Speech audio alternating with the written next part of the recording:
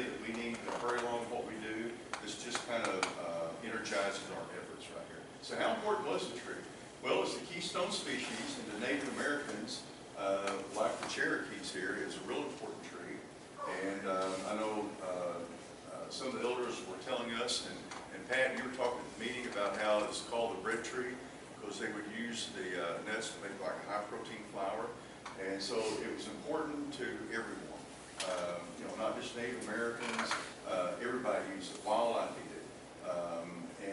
It's kind of interesting, like animals like black bears, they can eat a variety of food, but they're most dependent on the nut crop. If they don't have a big nut crop, that sow, black bear, will abort every one of the fetuses, and there will be no black bears born that fall. And so, consistent nut crop, high protein food for wildlife and humans. I've been talking, y'all, I think. And large nut crop. Can't believe some of the nuts that we're seeing on these trees, on the ends of some branches. I kid you not, we put this on the website. You'll have over 30 nuts on the end of one branch. We're like that. Some of the oaks, they'll have like maybe 2 to 3 acorns, and sometimes only one. Real rocky, dry, churny soil. Very drought tolerant. Blooms late May, early June after the threat of frost or heavy rains. And the wood is very rot resistant. This is some of the most rot resistant wood I think I've ever seen. The lady up in Connecticut was at one of our meetings. She's got a picture of a American chestnut that died in a pasture, and it was before World War I. It's sometime around 1911, 1912. And she sent me a picture of that tree a couple of years ago, and it's still laying out in the field on the ground, in the rain, in the snow, and the wood has not been treated, nothing done to it. It's still there, and it's still solid. Produces nuts in 3 to 5 years. This we didn't know until we started putting in our research test plots. And dominant species where it occurred, you know, in those places on the hillside, you'll see a pretty good population of them in there compared to the other trees. And I've had this photo is me. It's 101 degrees that day. So I've earned up a lot of shoe leather and driven thousands of miles trying to find these trees. And this is in Oregon County. Where's Russ Alford at? And I told Russ about some trees down there, and he started looking. And we're up about 600 trees over a real large area. And it goes back to the old tree maps that we've got. And this is an old trunk, and sorry to say that we've got plenty of pictures in this area, but there's wildfire swept through there and burned out these old trunks. And so here's what I was thinking. So what happened to these trees, and where do they have? I want to try to find some of these. Well, talking to tree experts, people that wrote books about the Ozark Chinquapin, this is what they told me when I started asking about looking for one of those trees. They're getting ready for lunch over here for us later on, and so that's what's going on. So here's what I ran across. I had people tell me that you're wasting your time and you're on a ghost hunt. The tree you're looking for no longer exists. All you're going to find is little stump sprouts that get about the size of your wrist and they die. There are no trees. If there were, someone would know about it.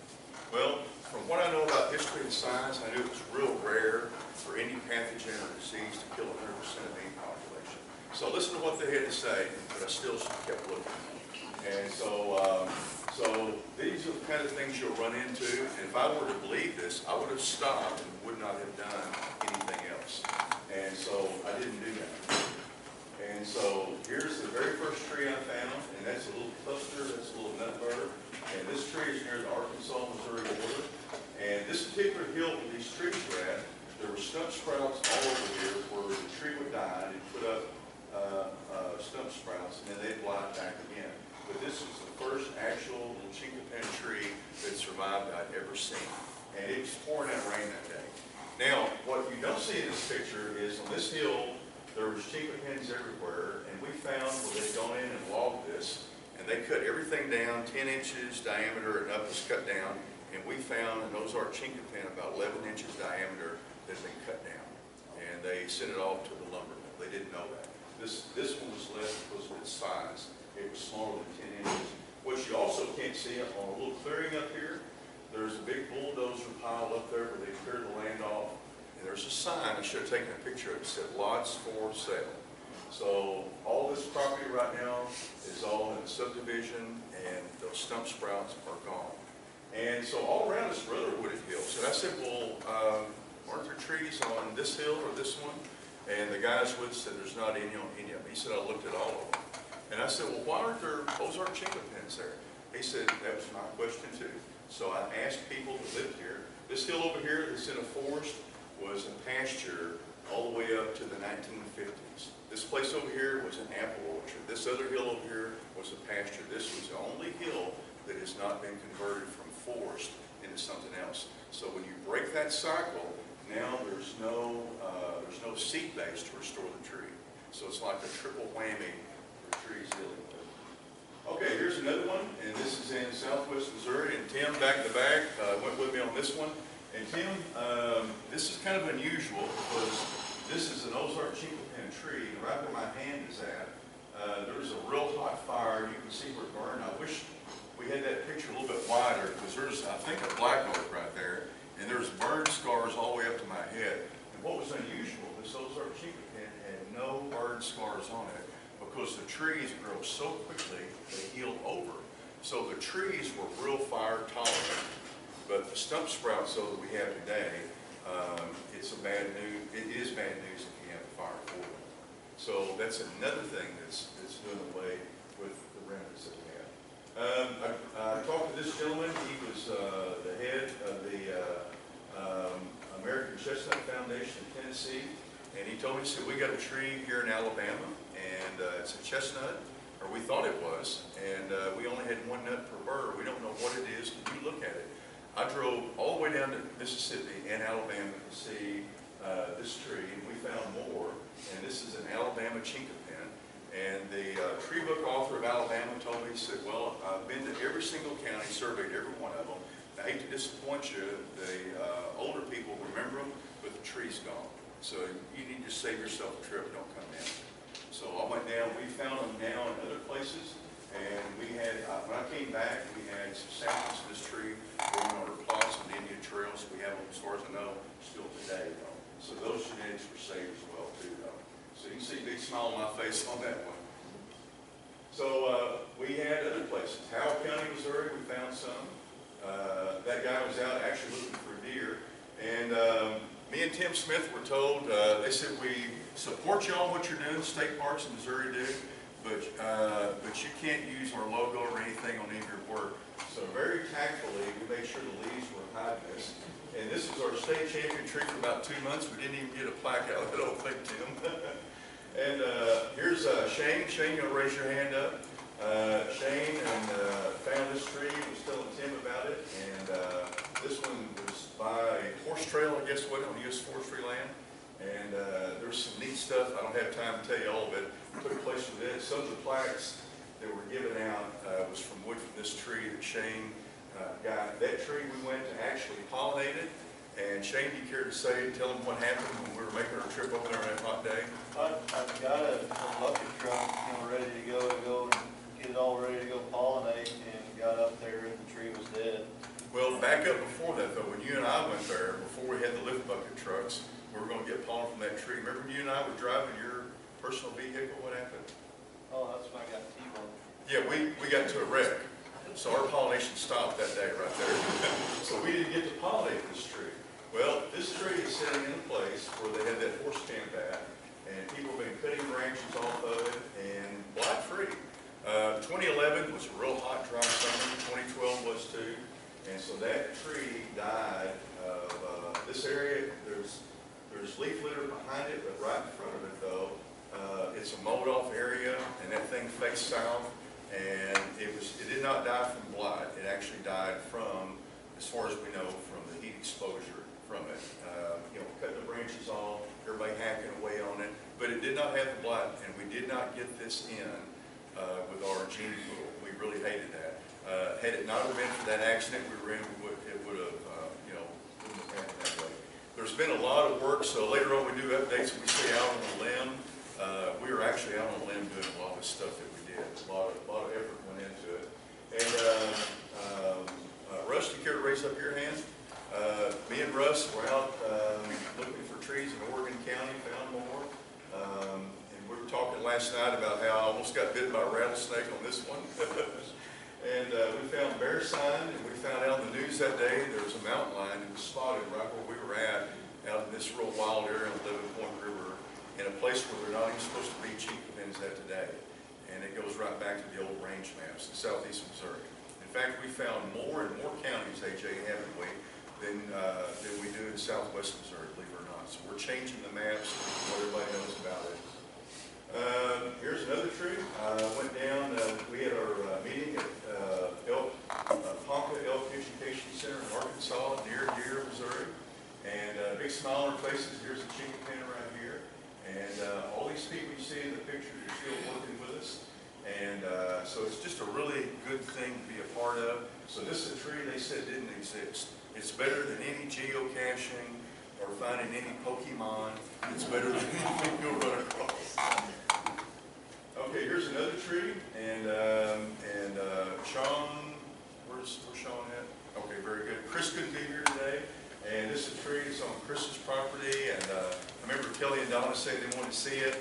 And was it real easy for y'all to get to that tree? I think they blindfolded us. Yeah, we actually, they think you're kidding. We actually used to tell people,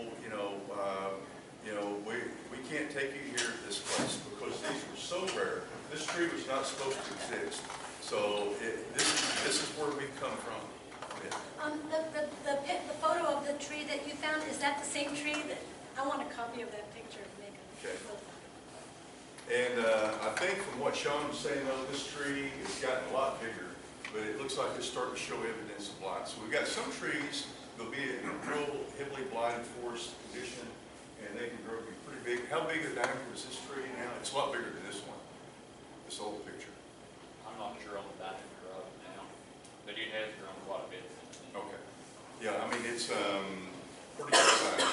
Yeah, I've gone to this tree before one time at night, and we had flashlights, and I drove about 900 something miles. I think that's when I had the owls. I couldn't let them go, and I brought them down too. It's like a zoo sometimes, stuff we do.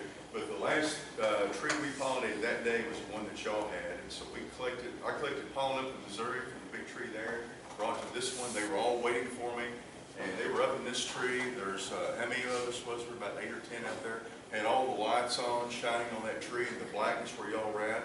And so we had a bottle of pollen, and it was on a string. I sent it up. They would pollinate it, lower, we'd do another one. They had strings tied on branches, pulling it in. That was the old days. And so the seed we produced, and we tried to pollinate this tree with the other ones. And the first 2 years, after hundreds and hundreds of hours of work, we were unsuccessful. It took us the 3rd year to learn how to do it. And so across those trees. So a lot of effort went into this. This is Tim Smith, and this is a good, healthy tree. And unfortunately, that tree was cut down accidentally, wasn't it, Tim? And ordinarily, you'd say, oh, water loss, that's horrible. Things like that happen. But this tree, the genetics of it are on our test plots. And the seed that Tim sent out to members this year were from the F1s from this tree that intercrossed 23 other trees, including the state champion of Arkansas and the largest living ones here in Missouri that we know of too. Here's one in Mississippi. This gentleman here is found, I forget the number, something like 17 state champion trees. That's on a little postage stamp piece of ground, about 48 acres. And there's American chestnuts growing there, Allegheny Chinquapins, and Ozark Chinquapins. And all around us, it looks like cornrows of loblolly pine trees are planted all around. This little place right here has so much genetic diversity, all kinds of ash, oaks, and as well as stumps off of old Chinquapin trees. And the owners of this property are up in their 90s, and the timber companies tell them, they said, we will be glad to cut down all your trees for you and sell them, and we'll replant your entire farm with loblolly pines at no charge. And so I talked to them about it, and we got some pollen from this tree, and we only produced 4 seed, and only one of them made it, and then a black bear dug that tree up in 2012. And so we're not letting this go. The tree is still there, so we're going to go back and we're going to try to do the pollen thing again. It just takes a lot of effort, a lot of work. This is a tree right here. We can't tell people where it's at. It's in southwest Missouri, and we have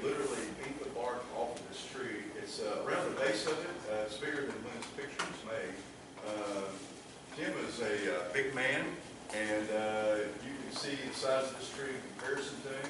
We climbed all of that tree and done a lot of work to actually pollinate. We even cut a road into it later on. We got a lift bucket truck in there, and it was able to pollinate it and produce a lot of seed from it too. Here's another tree, actually close to that other one there. And I like the smiles on our faces when we find these trees. I mean, something not supposed to be there. And it's just a great, great thing. Here's one in East Texas, and we've got pollen from it. And this one, we had Joey check it, and it's just in a yard. So I'm not sure about if it's 100% pure Ozark Chinquapin.